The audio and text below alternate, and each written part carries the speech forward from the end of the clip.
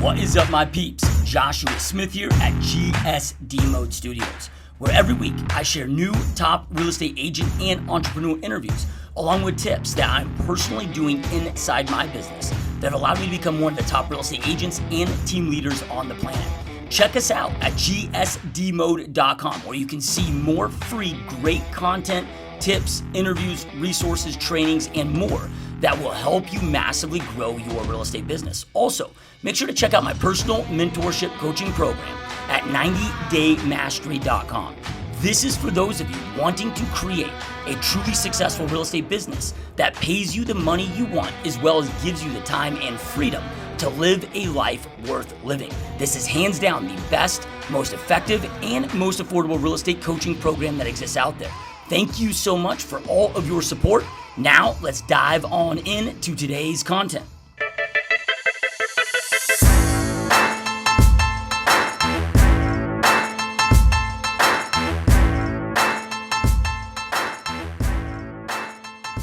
What is up, my peeps? Joshua Smith here with another GSD Mode podcast, where every single week we interview top entrepreneurs, top real estate professionals, and straight up top badasses that they're dominating their space. So people choosing to not live a life of mediocrity, but instead to go out there and create big, amazing, epic lives for themselves, for their families, as well as have a big impact on others. And today, guys, got another amazing rock star guest on the show. So our guest today, guys, has been a real estate agent in the real estate industry for over 10 years now, specializes in selling luxury homes, new home sales, working with investor clients, creating investor opportunities, comes from a family with a long history in the real estate industry. And this is a guy that now is doing over $55 million in annual sales volume. So really stoked and honored to have Mike Chou on the show, my friend.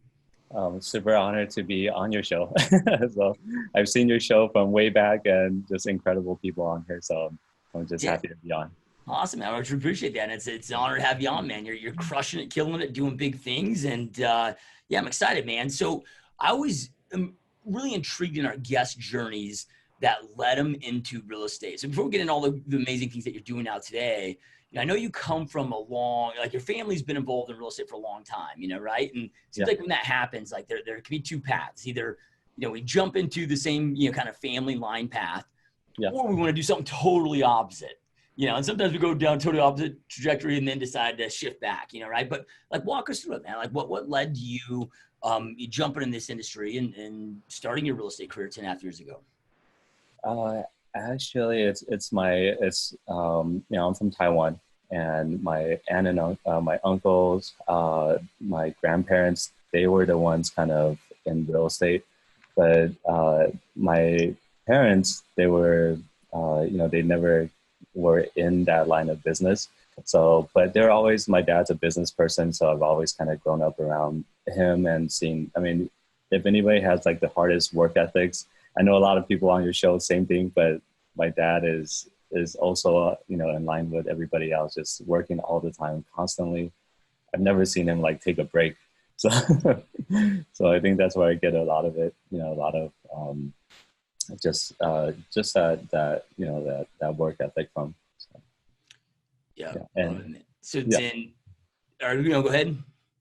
No, that's all. Just, so it's not like entirely like I'm in the real estate business, at all. It's just like my family, like in Asia, they're in the real estate business, but I don't really know too much about it. So I kind of I'm pretty much the first one in my immediate family in the real estate business. Of course, my brother joined a little later after I did. After he saw like, oh wow, okay, you can make a good decent money, and he started to, he joined real estate as well too. Yeah, love it. So then was it having some type of exposure to your family, your aunts and uncles that were in real estate that intrigued you? Was it like something that you got? Did you have clarity early on that you wanted to get into this from that type of exposure, or was it something else that, down the road just really caught your attention and made the decision to jump on this space? I think for maybe a lot of people, they do have that, like they do see people, they do look into real estate before they maybe get into it. For me, I just fell into it. like there was no like inspiration and nothing. I just kind of like my friend was. I had a few friends in the mortgage business. That was back in 2006, at the peak of the market, and I was like, wow, this is like and you get pulled in, and I was like, wow, yeah, I think I can do this. Like I want to be as successful as all those people in the mortgage business. And when I got in, it was like 2007. And everything just kind of crashed. So I saw people leaving the business. I was the only one in the office in like several offices that I was hopping around from, and from 2007 to like end of 2008. And it was kind of scary, and so my parents, my friends and family, they were always like, hey, why don't you just go get a 9 to 5 job? But I'm very stubborn. So I'm a Taurus, so I'm very stubborn, and I was just, no, I'm going to make this work. And so I got my real estate license in December of 2008. And I just, it was almost like a natural transition, since the mortgages weren't going so well for me and everybody was exiting the business. I felt like, okay, well, why don't I get my real estate license and just, try that route? And so it was a complete 360. I was just blown away by, that first year, I closed like about 35 transactions. And so I did like 4 transactions in 2 years in the mortgage business. And then, right when I got my real estate license, it just kind of took off from there. And I was just so like, again, just really blown away, and just so, so grateful, because, coming from 2 years of, I guess, paying your dues, that's what I call it. It was a little bit of a struggle back then. So I'm glad that's over with. Yep. Love it, man. No, so you had, struggled in the mortgage space, jump into real estate, but yeah, 35 deals your first year, man, especially in, I know a lot of our listeners may not have been in the industry during that time. It's like, man, if you haven't been in the business since maybe 2011, right? Like we've been in this just insane seller market, second longest bull market in quarter history, just this insane, not normal marketplace. And man, that was such a crazy, insane time. Got licensed in 2005. So I experienced the boom followed by the, right as well. And, for you, so you mentioned earlier, man, all these agents in the office, they're just dropping out like crazy. You're the only agent in there. And so you got this declining market when all these agents are just dropping out like flies. Home values are declining. Obviously the financial markets, all this like uncertainty, is scary times. Very scary. What'd you do to sell 35 deals, dude? Right? Like when people were having to exit, they can't even survive. And you had a lot of people that were crushing it years before that couldn't survive. Like walk us through that first year, man, because that first year is so difficult for so many realtors. Like I mentioned, I'm very stubborn, and I just had a conversation with my mom. She's in Taiwan right now, and even we were just chit-chatting about, I was telling her she should eat less meat and stuff, and then she's like, you should eat some more meat, and she's like, you're the most stubborn person I know, and we just we went back and forth on that, and it's funny because that's really like. When I transitioned to real estate, like I was just so stubborn. I wanted to make it work so badly. And I think a lot of it was maybe I wanted to prove, to family, to friends that I could make it. I'm not going to just be another average person doing a 9 to 5, day job, which I don't think I would mind. But I don't think it's really for me, and so I've always been like pretty easygoing, pretty like free, like a free bird. And so that first year in the real estate business, I got pretty lucky, but I was very nervous because I never knew where that next deal was going to come from. And, coming from the 2 years of like hardly any transactions, the first deal, the second deal, I was still very, very nervous, and so, but I just kind of, I don't know what it was, but my mindset, everything just kind of switched. And I just got into this mode of like, I think survival mode. I think, when you're pushed, when your back is against the wall, and you have so many things against you, you just make it happen. So for me, that one deal, I took care of the client. I got another referral, and I just worked on referrals. I never went into marketing. All I wanted to do was just survive, that first year. So it just kind of, pushed or propelled me to, and I think that has a lot to do with it, because a lot of my friends, I grew up in a pretty decent area. I grew up in Walnut, so it's a pretty nice neighborhood. I mean, it's not the best, but it's a really good neighborhood. And a lot of my friends were pretty well off. Their parents had great businesses, and I did not grow up like that. I did. So we did struggle, like here and there, and so I felt like people get complacent. People felt like they can always lean back on someone. But for me, I don't think that was an option for me. I had to like make this work. So I built a relationship, but I also, I think for me, a lot of it, it's that I'm very patient, with people, and I'm a very, very good like listener. So I'm very patient, very good listener. But one thing that I had an edge on at that time was tech. So I was I was already typing when I was in third grade. I know people start, using iPads when they're 3 years old now, but but at that time, third grade was pretty young. So like computer wise, like I was really good with like everything, with all the new latest gadgets and stuff like that. So that really helped me excel in my business, because I would say I was faster than a lot of people. I was more efficient. And I would, we sent out like 30 offers per client at that time. It was, complete. I mean, it's not like that right now, but because of the low inventory in Southern California, I think Northern California is the same thing. But it was, every other house, there was a for sale sign. So it was pretty scary back then. Anyways, it was just, I just wanted to survive. So, that's all it was really. And then I just, people kept referring me clients and just took off from there.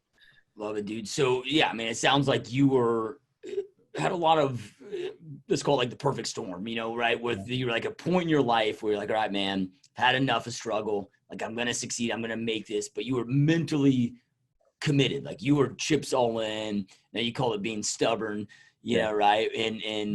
But as you're saying that, I'm like, stubborn, you call it stubborn, but you could also call it fully committed. Like failure wasn't an option. You were going to make this work.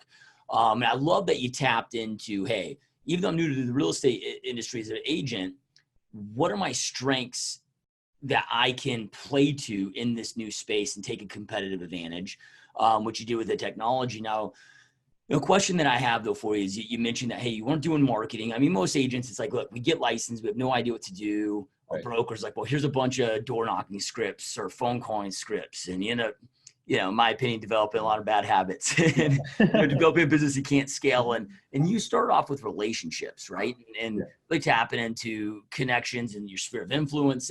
But a lot of new agents are scared to do that because they're brand new. So they're like, man, I don't, what do I even say? I'm brand new. Like, I'm not successful at this yet. And then they don't want to feel like that salesy, beggy person, right? Can you just kind of walk us, like, how did you work those relationships and transition into people that to be actually becoming a client and working with you?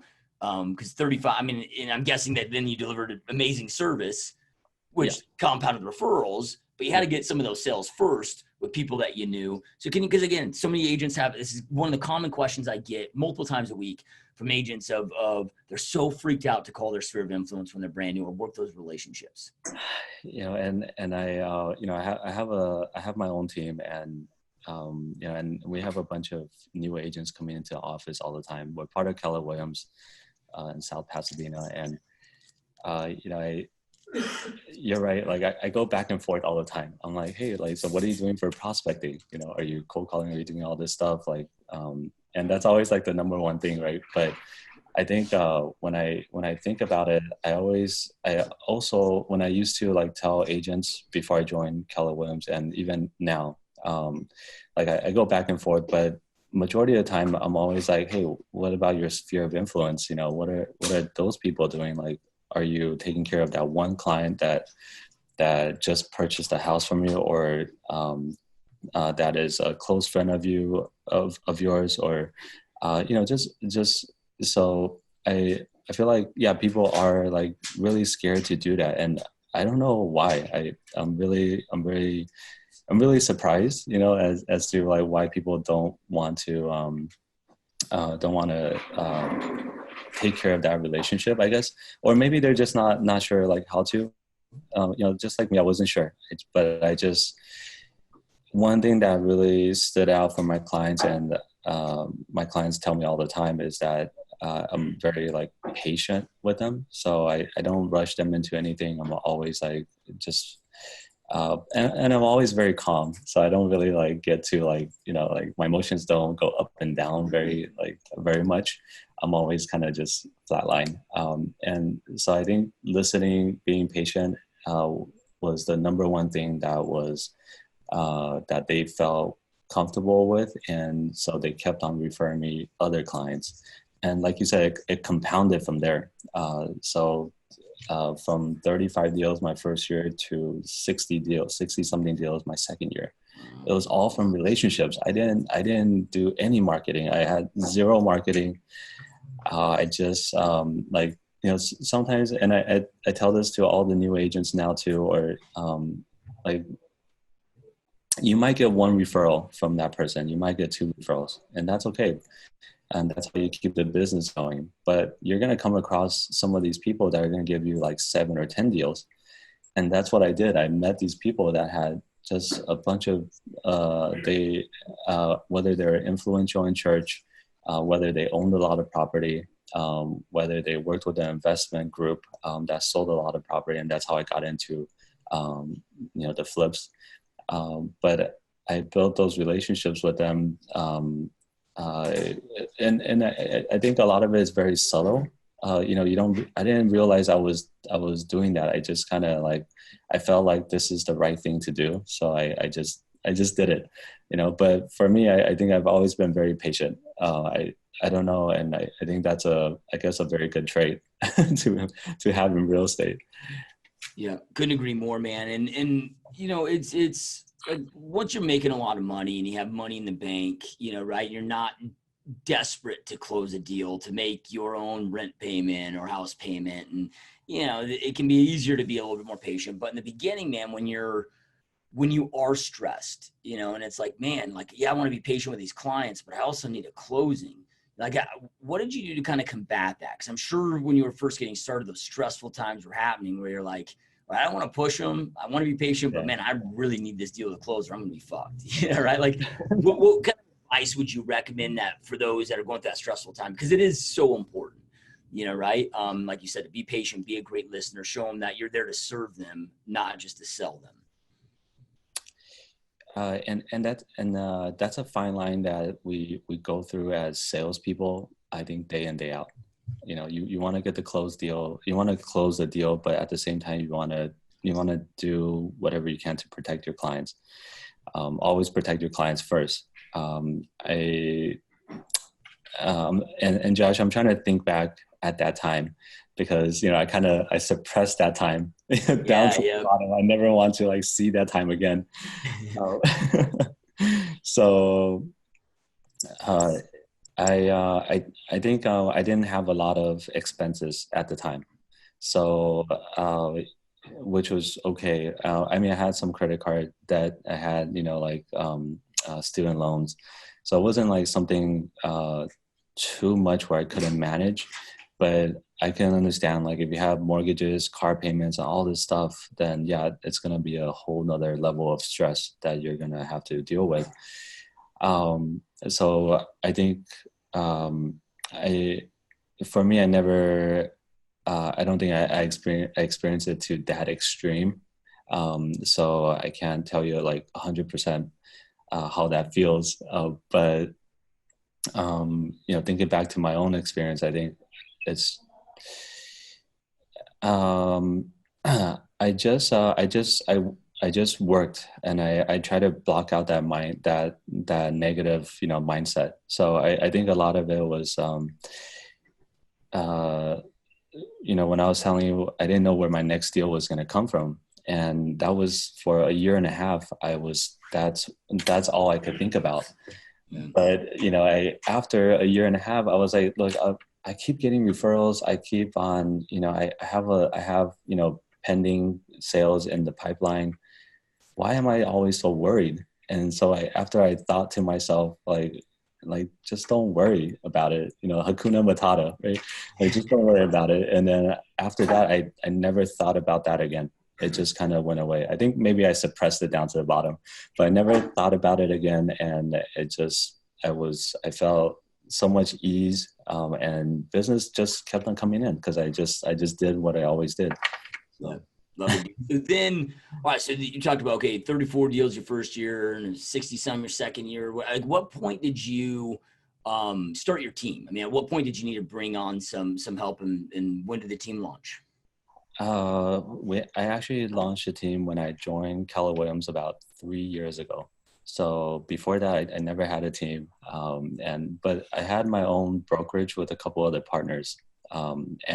We had about 20 something agents. We had like a broker, escrow, an assistant. So our business was it was growing, but it was really myself and two other partners and one other assistant. We kind of did everything at that time. And it was like the Wild West back then. It was a little different than right now. I mean, we submitted, like 30 offers per client. It was just crazy.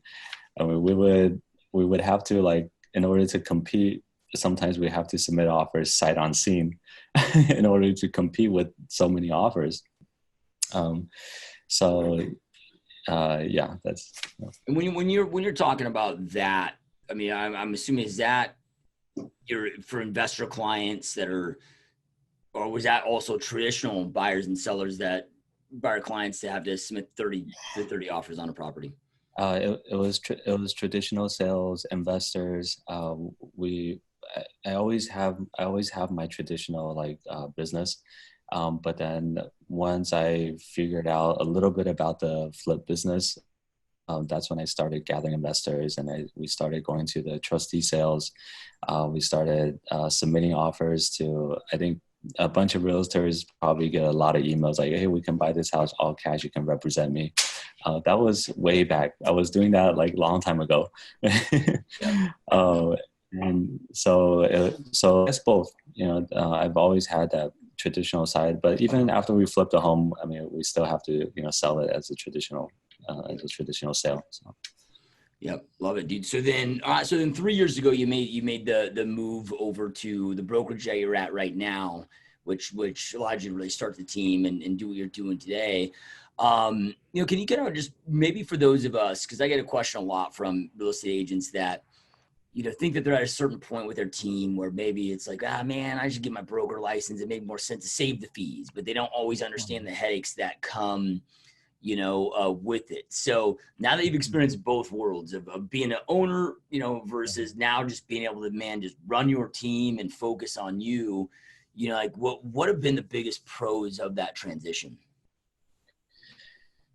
Oh, it's phenomenal because I wouldn't recommend starting brokerage. I mean, I don't think, probably it's just not for me. I know some people have that ambition to do that, but I'm not a good like manager. So I'm good at selling real estate. And so, learning how to manage, learning how to lead by example, like those are all things that I had to learn because I never had to do that. I was always good at just working with my clients, selling real estate.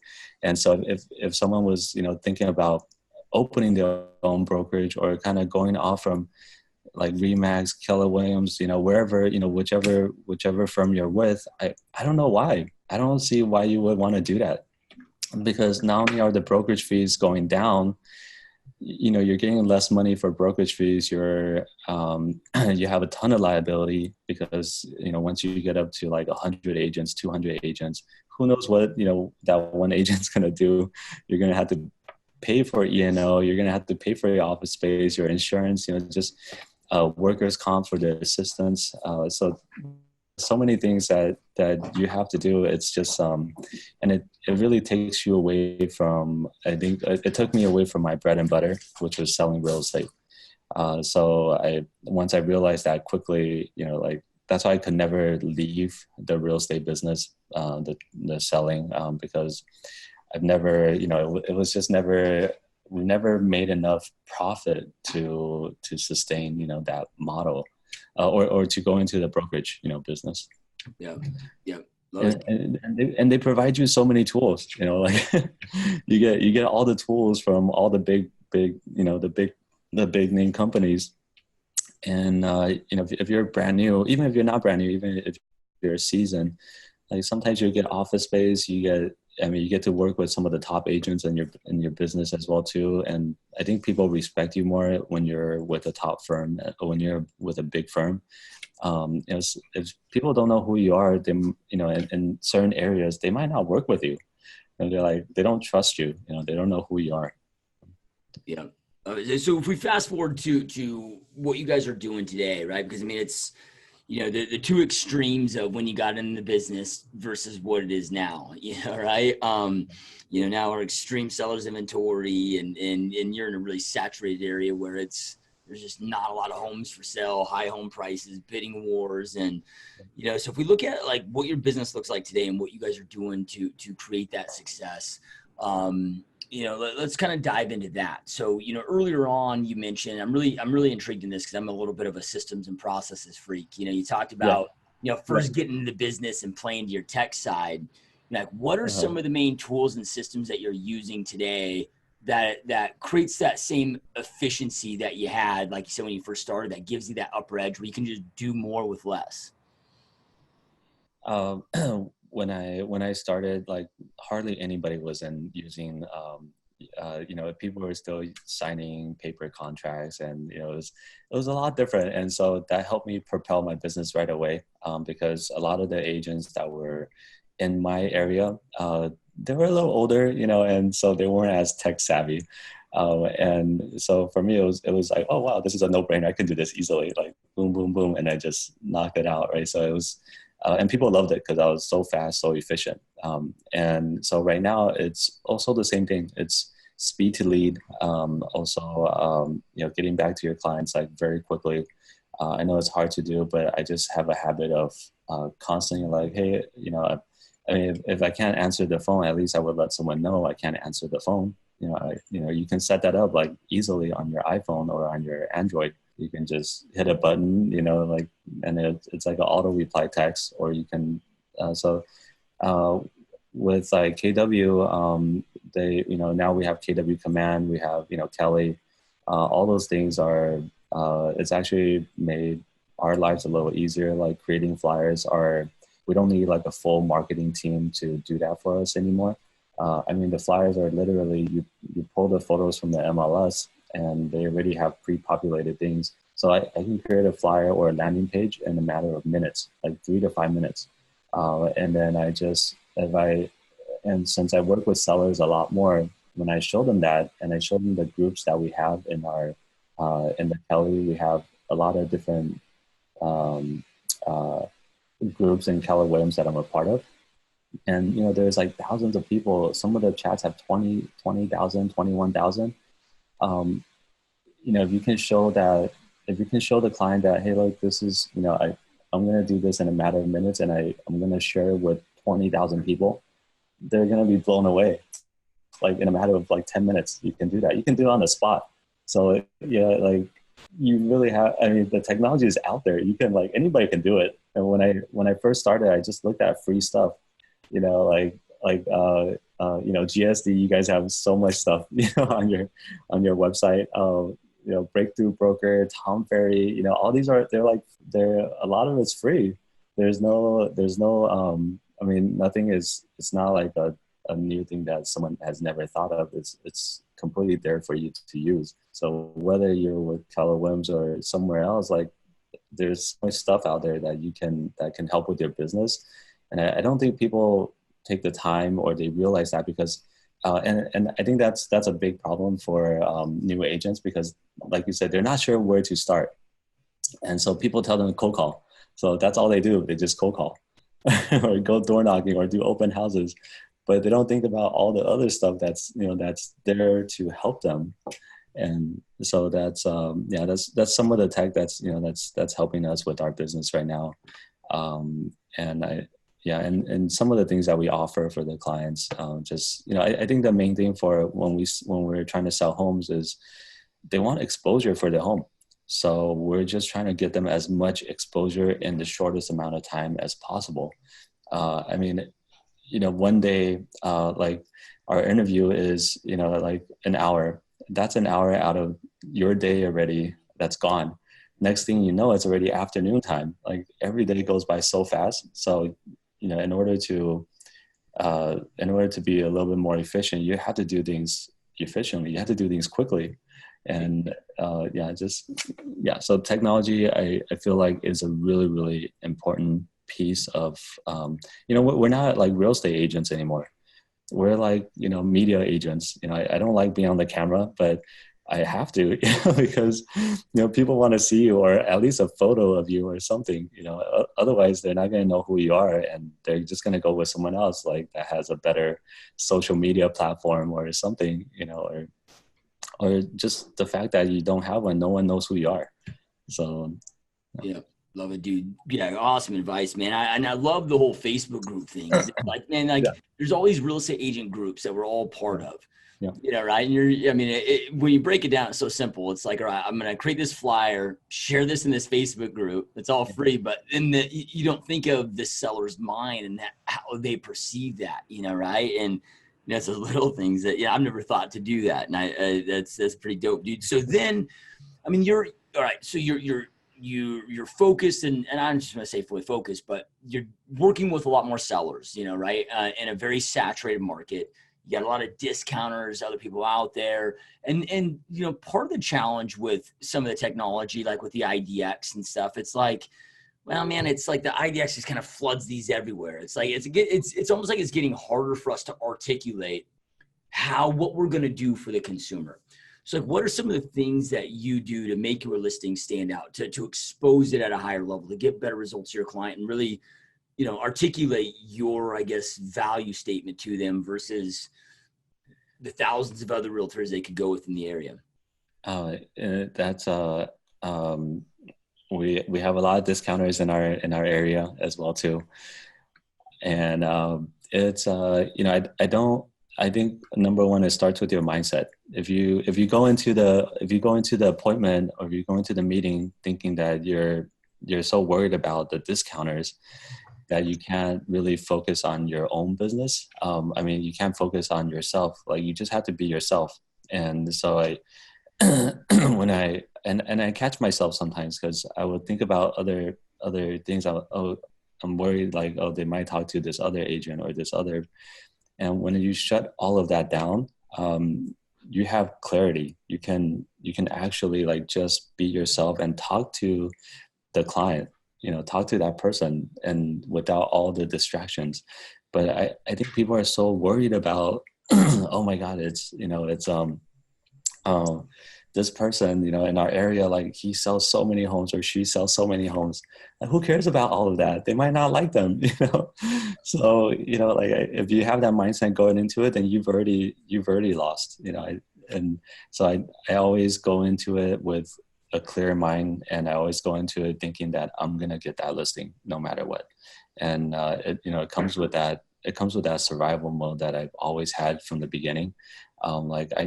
Every deal matters. I'm going to get this. I don't care what it takes. I'm going to get it. I'm going to get that listing. And the value proposition that we bring in the listing appointment is just keeping things simple. Like there's so, like you said, Josh, like, people, it's hard to articulate. It's hard to for people to understand what you're trying to do. And so if you keep things simple, like just tell them these are the steps, these are, and if you hear them out, you know what they're trying to do, you understand them, then, you can formulate the plan that best suits, what they need at the appointment. So that's the same thing with when I was working with buyers. You had to, or investors, you just had to listen to what they want. And then, what I come across on a lot of people that are trying to sell their home is that they just want to get their home sold, and they want the most exposure. They want the agent with the most exposure.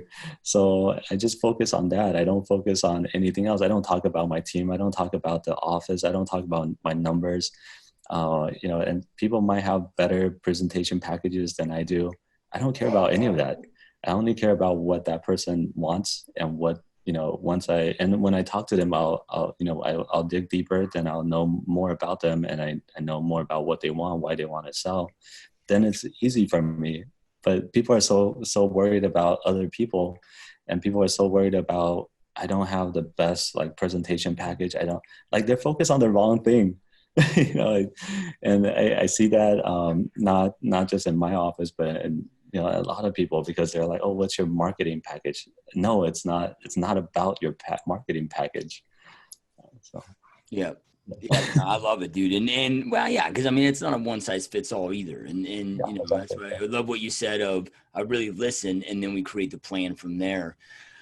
So, and I'm guessing that to find out what they want most, you're just directly asking them, right? Which is just maybe a simple, what matters most to you in this experience, right?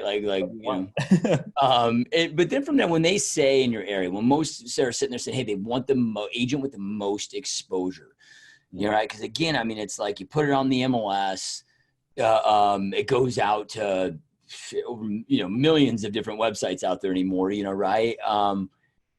What are you doing to not just get it more exposed, but that's effective too, right? Because it's like, see all these agents do these Matterport videos. Well, in my area, it's like, dude, I've never seen a house actually sell from a Matterport video. Maybe they have, maybe they don't. It looks cool to the seller, but it's like, they're hard to navigate. They don't feed to everything. So some of this stuff, it may trick the seller into thinking we're exposing their home, but it's not necessarily effective. So what are some of the things that you're doing to give them what they want with more exposure, or at least make them feel like you're getting more exposure than the next competitor? And Josh, you're right. You're dead on about that. When I look at Matterport, it confuses me. I used to do it because it was the new thing, but that was 6 years ago. Yeah. And I was like, oh, this is cool. Okay, I could, we could do this for some of the homes. And at the time, sellers thought, yeah, that was really cool. And I think some of them still do. But when you look at it, it's people still have to come to look. They still have to look at the home. They still want to see they still want to see the product. And you're right. There's not a good place where you can advertise the 3D Matterport where it would give you a lot of exposure, a lot of eyeballs on your listing. You might as well have a really nice photo posted everywhere, and then people keep clicking on it and it keeps going higher. That's probably more effective than a 3D. And Matterport is great. I'm not knocking on their thing. They're phenomenal, and I used to use them all the time. But I just felt like there was no consumer that said, "Wow, this is really cool. I bought the home from this." So I've never brought that up in my listing presentation in the last 5 years. After I realized, I'm just spending extra money for no reason. I might as well focus on what matters, which are the photos, which are the videos, the lifestyle videos, or those are, I think, better, and also the 2D layouts, those are great. I think it's great for the consumer, because when they see that, they can actually they're actually thinking about where to place their furniture, all this stuff. So that's a really great tool. But in the listing appointment, I don't ever talk about those things, because I feel like the seller expects you to do those things. They don't expect any less from you. You should be doing that. And so I focus on, again, the exposure. I focus on like I show them on the app, like this is the social media. These are the groups that I'm a part of. There's 30,000 people in there. There's 20,000 people. There's 5,000 people in there. And I show them the WeChat.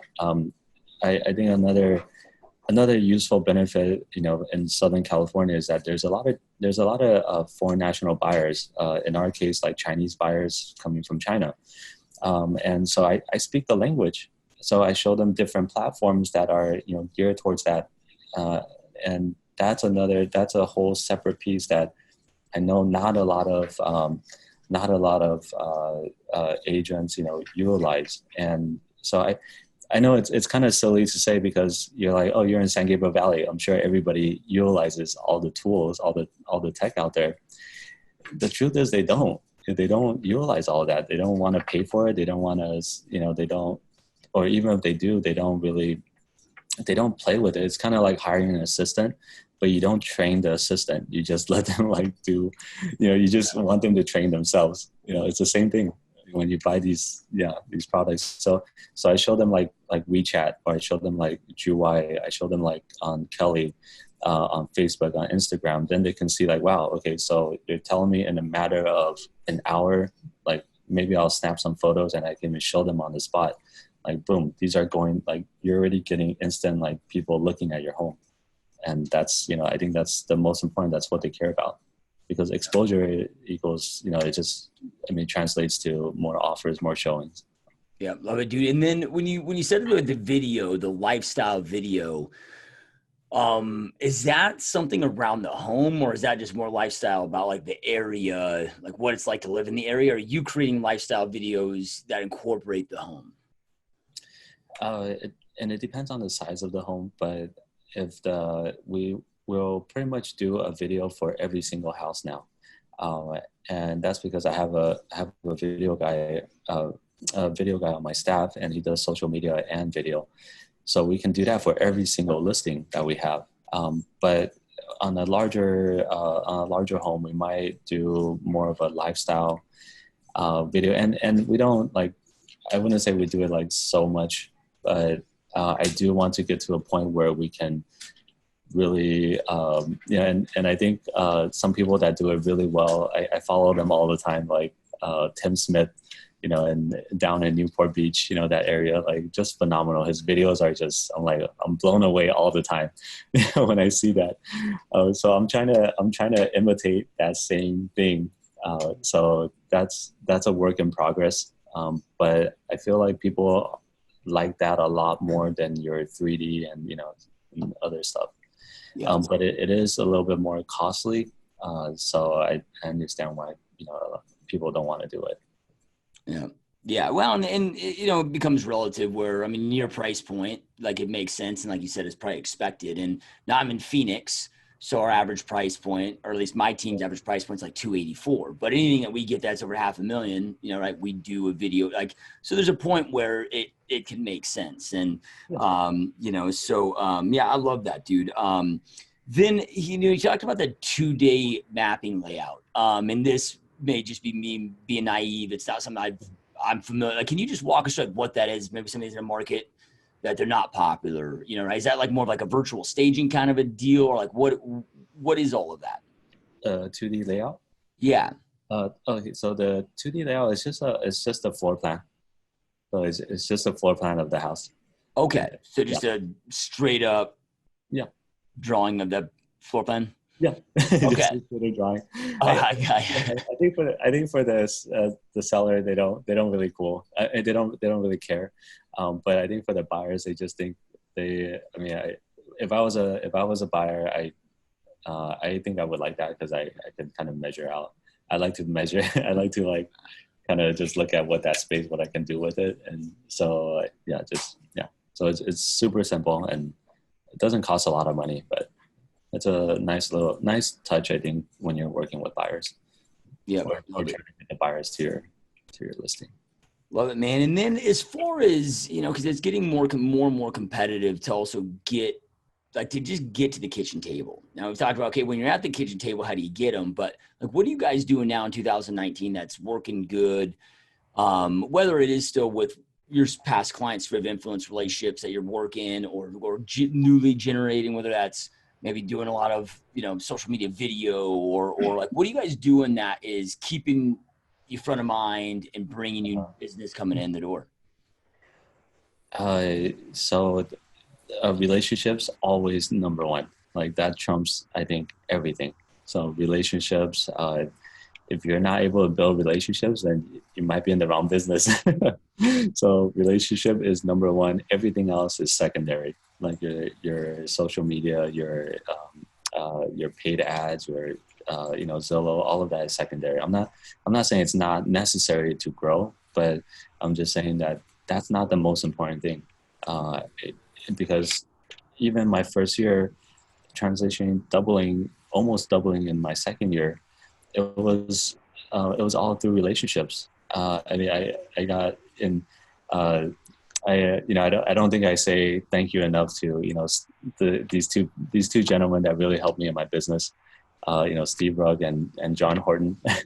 they're not with any big name, but literally they sold like 1,000 homes a year when I met them, and I was like, wow, that's like phenomenal. Like no one knows about them, and but they gave me an opportunity to help sell for their investments, and that was 30 deals right there, that 1 year. So I felt like, man, if you focus on getting, building the relationship with these type of people, and I have a bunch of like I have, and you come across them, but I have a lot of clients. They don't, all they want to do is buy and sell homes.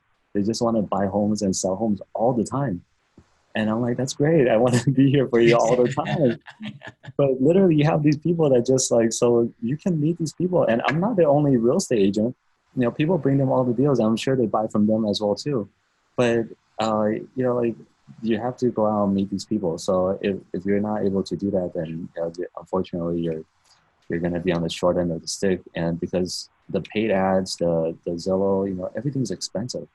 It's expensive. And if you're going to go that route, I would strongly not recommend it, because from my own experience, just because I like marketing, I like doing all that stuff, but I never like needed it. It was always through relationship. The first 2 years I had zero marketing. It was great. I felt free. I didn't worry about anything. I had no debt, no marketing expense, like nothing. I just had an office and a system where I shared with 2 other partners, and business was booming. It was great. So, yeah. If there's like 1 or 2 top tips, like top key things that's like, hey, when you're building these relationships, like you got to get these right. And this is where a lot of realtors go wrong with, right? Because you're obviously a guy that has had tremendous success at develop, not just relationships, man. You're developing deep connections, right? To build this business off relationships that you have. Like, what would your top couple pieces of advice be to those agents that are looking to, replicate the same type of a thing? I would say top 2 things. I have one thing in my mind I was going to say, and then just kind of just forgot about it. But I would say get someone that's truly really trying to help you in your business. Maybe a mentor or someone that's that's not gonna steer you the wrong way. And there's a lot of coaches out there that will or mentors or productivity coach that will help guide you in the right direction. That's really like trained to do so. I think not a lot of people are trained and then they just like, oh, I can mentor someone. And that's not how it works. So because my way doesn't mean that it's going to work for, doesn't mean it's going to work for you or someone else. So I think that's one big piece of advice. Get someone that you can trust to guide you to, really, really want to help you in your business. If someone that's out there for themselves, you're never gonna learn anything from that person. So, and then I think the second piece of advice, there's so many, but don't be a secret, like, don't be a secret agent. You know, you need to let people know that you're in real estate. And unfortunately, you have to get uncomfortable. And you don't have to spend money. You don't need to spend money to compete with other people. You don't need that. You know, and there's enough clients to go around. So don't worry about what everyone else is doing. It doesn't matter what they're doing. Yeah, love it, dude. And do you think, cause like you're a guy that, just from our short time together, that, you know, and you talked about this a lot in the beginning, but, you know, you're patient, you're a good listener, can also tell that you're just somebody that's very humble. You don't have an ego, and, you know, you just seem like somebody that's genuine and there to really just serve people at the highest level and truly help, you know, right? You know, do you think, especially when you're trying to go deep in these relationships, those things are just so critical? Yeah. 100%. I mean, when I you know, I don't often like think back, you know, too much, but when I do, I think it's that trust that, you know, like people can sense, like, are you just out there for yourself? Are you like, what are you trying to, you know, like, just, you know, you don't feel good. And so I think for me, like, I don't have the best stuff, but I focus on the right things. And then I also focus on that trust. And I think I just grew up like that. So, you know, growing up, I always, you know, I did the whole family, I did their laundry. You know, my brothers and sisters, I did everybody's laundry. I cleaned the whole house. You know, I was always like doing stuff, you know, and I think that's what attributed to my personality right now. And I was always like, what's the big deal? Like, just, you know, just take care of it. There's no, you know, it's not like, are you going to die from doing something like that? Or it's not a big deal. So people get so upset about, oh, I don't want to take out the trash. Or I'm like, why does it have to be like that? Like, I'll just do it. Like, what's the big deal?